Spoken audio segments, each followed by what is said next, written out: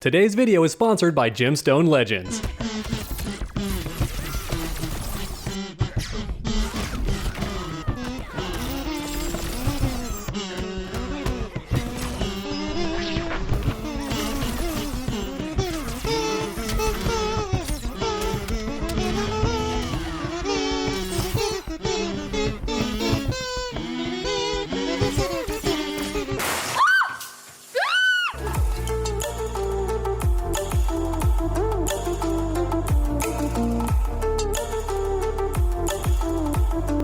It's no mystery that NetherRealm loves zoners, especially in the Injustice series. But Starfire was next level, which is likely why so many pro players loved using her at tournaments. So today, let's discuss why Starfire is so godlike. But before going any further, make sure to subscribe if you're new, and then leave a like if you enjoy the video. Without any further ado, here's a quick word from today's special sponsor. Today's video is sponsored by Gemstone Legends, and they're sponsoring you too. Today, I'm happy to announce the legendary Contest of Gemstones, which gives you a chance to win a shiny new smartphone. Where do you sign up? In the pinned comment or video description down below. Or you can even use the QR code on screen right now. Get out your phone and scan it to get started. Gemstone Legends is one of the coolest RPG puzzle games of 2021. As you can see, it has a 4.5 rating on Android and almost a perfect 5 on iOS. And then on top of that, the game just looks beautiful. For me personally, I love this game because it has a great storyline, awesome raid bosses, PvP, and dozens of characters. You can even find me in-game under the name True Underdog. Download this game right away to start winning prizes, from an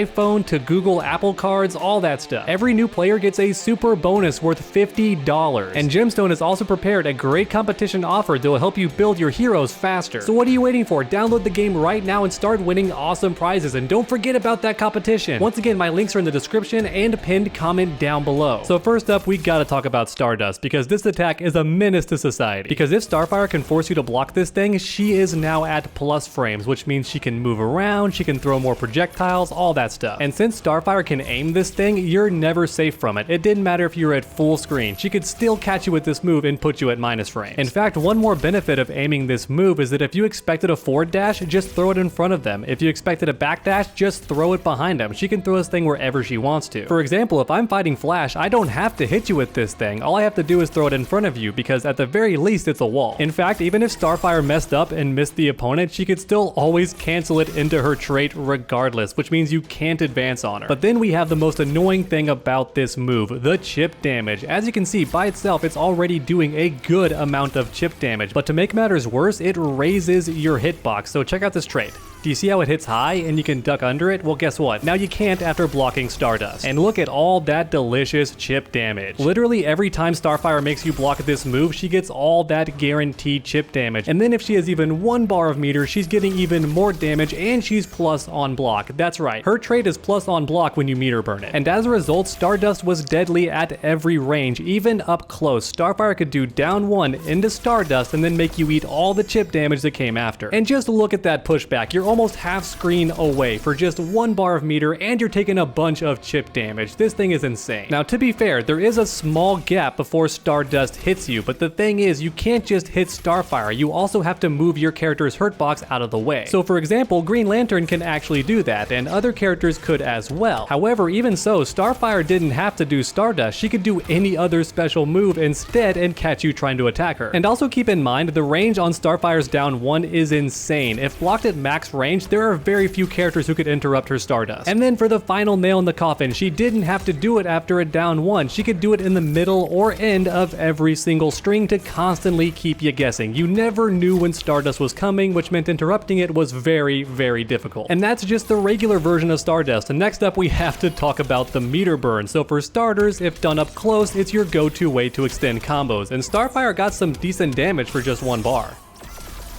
So already that's pretty good, but then on top of that, it's also fantastic for controlling space, because look how slowly it travels across the screen. Starfire can move in behind it, force you to eat more chip damage, just throw projectiles and be annoying, all that stuff. So once again, Stardust is absolutely ridiculous, easily one of the best attacks that Starfire has, and that's just the first move. Next up, let's talk about Burning Desire. This move was Starfire's go-to wake up if the opponent was close to you, because it is invincible on Stardust. So if the opponent knocked you down and then opponent stayed too close, you could catch him with this move every single time. And that's an okay wake up, but to make things insane, if you wanted to meter burn, this move became completely safe on block. That's right, not only did they give a zoner an invincible wake up, but they gave you the option to make it safe every single time. But don't worry, it only gets worse. If Starfire had 1 bar of meter and trait, she could just do this instead. Look at all that chip damage once again, and you're half screen away, and you gotta deal with more zoning all over again. If you had the nerve to be anywhere near Starfire on her wake up, then she could just take away a huge chunk of your life on block and also be at plus frames, or at the very least she could just keep herself safe as long as she had 1 bar of meter. I'm gonna be honest, I have no idea why NetherRealm does this with their zoners and keep away characters. They give them invincible wake ups and then sometimes they make them safe, which is absolute nonsense. And if having a godlike wake up wasn't bad enough, they also gave Starfire one of the best reversals in the entire game. In fact, depending on who you ask, it is the best reversal in Injustice 2. And the reason why is her bizarre startup animation. As you can see, she backflips very quickly, and as a result, her hurt box is very, very hard to hit. And as a result, if you tried to frame trap Starfire, 9 times out of 10, she could just do this and escape. For example, right now I'm telling Green Lantern to do a jumping 3 followed by a string. He is definitely plus after I block that jumping 3. And as a result, if I press any buttons, including a down 1 or a standing 1, he's going to beat me out every single time. However, what if I do Temerian Charge? Look at that! I got out of jail scot-free. Once again, her hurt box is really bizarre and extremely hard to hit. How about one more example of Ford 3? Green Lantern's Ford 3 is infamous in the Injustice series. Once again, if I press any attacks, I'm going to lose. Even fast attacks like down 1, standing 1, I'm gonna get beat clean every time. However, what if I do Temerian Charge? Look at that, I got him. I avoided the low attack. Low attacks especially would get devoured by this move. However, do keep in mind that there are some frame traps that could beat this. For example, if Green Lantern did his jumping attack super late, there's not even a gap to go for this move. And then on top of that, if you knew this move was coming, you could just use an armored attack to blow right through it and launch Starfire for a full combo. However, if you blocked this move, then you were screwed because you guessed it, it's safe on block when meter burn. So as long as Starfire had 1 bar of meter, she could make this thing safe every time. So once again, your best bet was to armor through it, but to do that, you had to know it was coming. And it's also worth mentioning this move can be done in the air, which made it great for catching players who wanted to stay in the sky, or just for escaping the corner. Jump straight up, do this move, and now you're all the way at the other end of the screen. Yeah, as you can see, this move is very busted, and the funniest part is NetherRealm did not do this on purpose. They did not intend for this move to have a wonky hurt box. They just didn't consider how ridiculous the animation is. However, even so, this move is definitely one of the best reversals in NetherRealm history, and definitely one of the best in Injustice 2. A huge thanks to Aziz for teaching me this tech, and an equally big thanks to Tweety for discovering the tech in the first place and using it so well at tournaments. And then what if I told you Starfire also had one of the best jumping attacks in the game? Well, guess what? It's true, because this jumping attack can do a bunch of things. For starters, if you hold down, you increase the range of this move. Look at the range on this jumping attack. It is really good. However, that is not what makes this move busted. What makes this move busted is Starfire can actually change the rotation of her attack, and as a result, she can make it one of the trickiest cross-ups in the game. If you don't believe me, seeing is believing. Check out the regular version. Was that a cross-up? Nope. Let me change the rotation. Yep, now it's a cross-up. You don't even have to change the timing to make it a cross-up. Just change the rotation of the blast. Yeah, this jump-in is really good, and did I mention that the far versions are actually better on block as well? So not only do they have better range, but they're better on block too. That just seems a bit unfair to me. I don't know about all of you. As you can see, Starfire is quite good in the air. In fact, she also has an air dash, which gives her better mobility than a lot of characters. But guess what? You cannot jump on Starfire because she has one of the best anti-airs in the entire game. Not only is this move fast on startup, but it recovers quickly as well. And as a result, if you jump into this move, then Starfire gets a full combo every time.